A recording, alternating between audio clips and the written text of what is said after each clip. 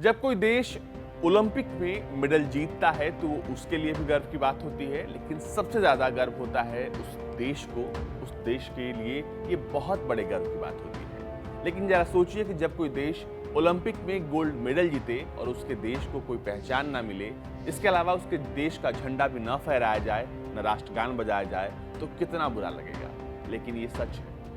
जी हाँ, ओलंपिक में एक ऐसा भी देश है जिसने गोल्ड मेडल जीता, लेकिन उसे कोई नाम नहीं मिला।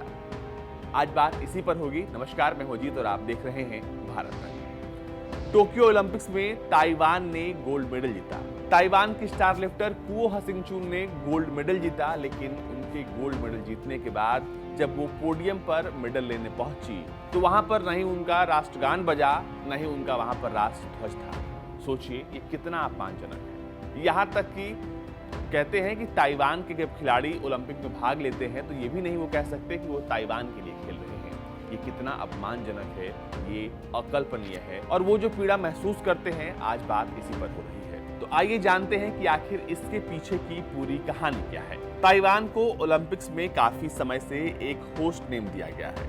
इसकी वजह उसका खास अंतर्राष्ट्रीय स्टेटस है। वो एक लोकतंत्र है जिसकी आबादी 2.3 करोड़ है। उसकी अपनी मुद्रा है और सरकार है, लेकिन बावजूद इसके ताइवान का स्टेटस विवादों में है। चीन दावा करता है कि ताइवान उसका अभिन्न हिस्सा है, लेकिन वन चाइना पॉलिसी को ताइवान नहीं मानता।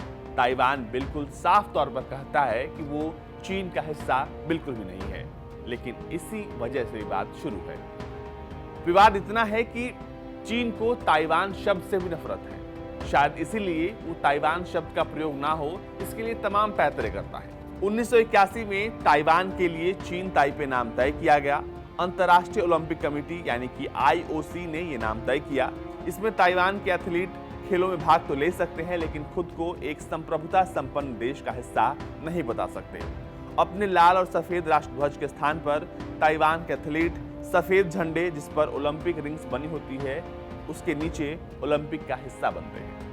एथलीट जब पोडियम पर होते हैं तो ताइवान का राष्ट्रध्वज नहीं फहराया जाता, नहीं उसका राष्ट्रगान गाया जाता है।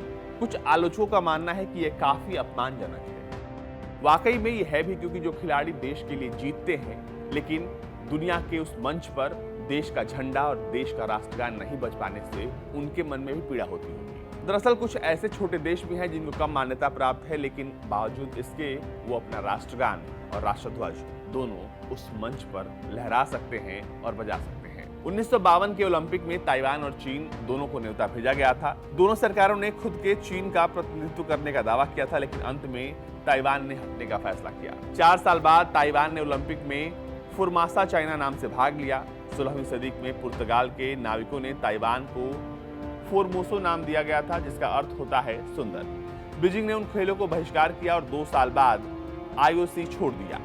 1960 के खेलों में ताइवान ने IOC की अनुमति से ताइवान नाम से ही ओलंपिक खेलों में भाग लिया, लेकिन ताइवान की तब की सरकार को इस नाम से आपत्ति थी। वो रिपब्लिक ऑफ चाइना नाम से ओलंपिक में भाग लेना चाहते थे। इसके बाद 1960 और 1964 में खेलों में भी ताइवान ने ताइवान नाम से ही ओलंपिक में भाग लिया। 1972 में ताइवान ने ओलंपिक में आखिरी बार रिपब्लिक ऑफ चाइना नाम से भाग लिया, लेकिन इस नाम को 1989 में रद्द कर दिया गया। बाद में अंतर्राष्ट्रीय ओलंपिक कमेटी ने बीजिंग की सरकार को चीन का आधिकारिक प्रतिनिधि माना। इसके 2 साल बाद यानी कि 1981 में ताइवान को दोबारा ओलंपिक खेलों में भाग लेने की इजाजत मिली, लेकिन चीनी ताइपे नाम के साथ। और तब से ये सिलसिला चलता आ रहा है कि अब आपको ताइवान खिलाड़ी ताइवान के नाम से नहीं बल्कि चीनी ताइपे के नाम से वहां पर जाने जाएंगे। अगर आप गूगल पर सर्च करिए कि ताइवान के किस खिलाड़ी ने कौन सा मेडल जीता है, तो भी आपको चीनी ताइपे करके ये पूरी जो लिस्ट है वो आएगी। वहां पर खिलाड़ियों के नाम होंगे, किस देश ने कितना मेडल जीता ये भी होगा। लेकिन किसी देश को उसका वो सम्मान ना मिल पाना, उसको अधिकार ना मिल पाना, ये वाकई में अपमानजनक है।